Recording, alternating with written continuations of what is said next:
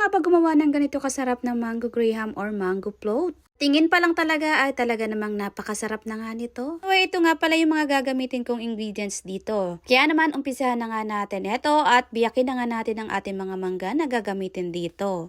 So pagkatapos nating mabiyak lahat ng mangga ay kukuha tayo dito ng baso. Yung baso ang gagamitin natin upang makuha natin yung pinakang laman ng ating mangga na gagamitin.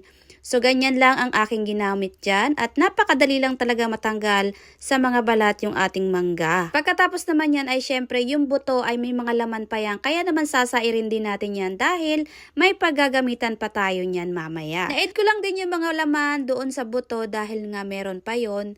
Kaya naman neto at sunod naman ay hiwa-hiwain na nga natin itong pinakang laman ng ating mangga. Ginawa ko ditong paghiwa, nakita nyo naman ay maninipis na pahilis or depende sa inyo kung ano ang gusto nyo. Tapos naman ay isunod naman natin itong gawin. Dito gagamit ako dito ng dalawang all-purpose cream na ang brand ay A. Any brand ay pwede, kahit anong brand. Basta i-chilled nyo siya ng overnight. O kaya naman kung hindi na overnight chilled at nagmamadali, pwedeng ilagay sa freezer ng mga 1 hour yun. Pwede na yun. Tapos gumamit tayo dito ng hand mixer or electric hand mixer. Walang electric hand mixer o kahit anong mixer, pwede ang wire whisk, mano-manong pagbibit. Kaganito nag-double na siya ay ilagay na nga natin ang ating condensed milk. So dito meron akong 2 latang condensed milk pero hindi ko siya inubos lahat. So bali 1.5.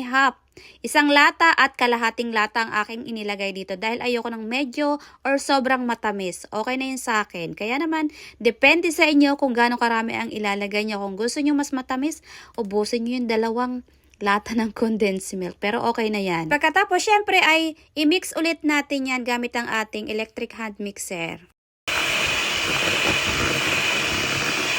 At kapag ka okay na yan ay pwede na yan. Kaya naman simulan na nga natin ang pag-arrange nitong ating mango graham. So kung meron kayong any lalagyan or any container ay pwede kahit ano. Pero mas maganda yung transparent para maganda siyang tingnan. Gumamit lang din pala ako dyan ng fresh milk o kaya naman ay iba para doon natin ididip itong ating graham. So ganyan lang. Dip lang yan dyan tapos ayan at okay na yan. Ilalatag lang din natin dyan sa ating container, glass container. So, ayan, pagkatapos ay ilagay na nga natin itong ating mixture na ating ginawa. So, ipaplatin lang din natin yan. Pagkatapos, sunod naman yan ay ilalagay na nga natin itong ating mango. Yan lang din naman kasimple ang paggawa niya at alam mo kung marami na ang marunong gumawa ng ganitong mango graham or mango float kung tawagin ng iba. Sobrang dali lang din gawin. Talaga namang alam kong magagawa nyo yan.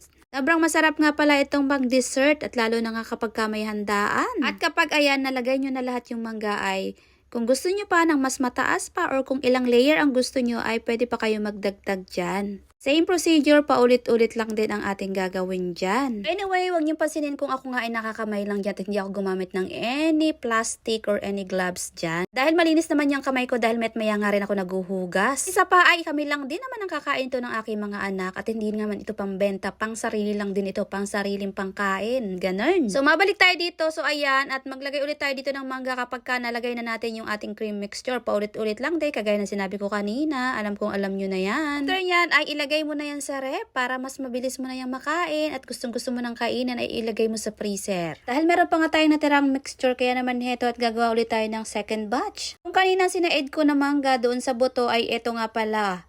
Ay ko dito sa ating natirang mixture at hinalo-halo ko lang din yan. Tapos niyan ay syempre ilagay na nga natin dito sa ating grahams.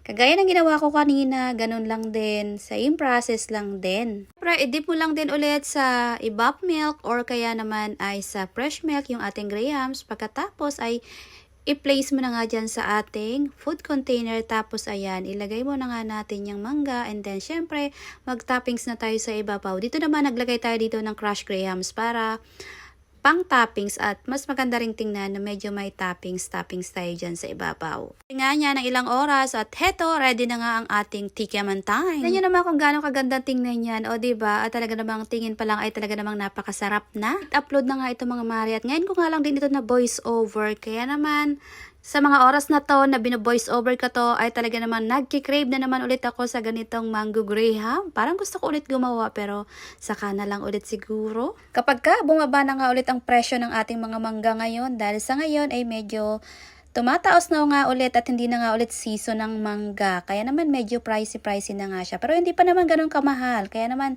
pwede pa kayong gumawa. Siyempre, maganda rin ito pang negosyo mga mare, kaya naman try nyo na rin. Anyways, yun lang muna and bye!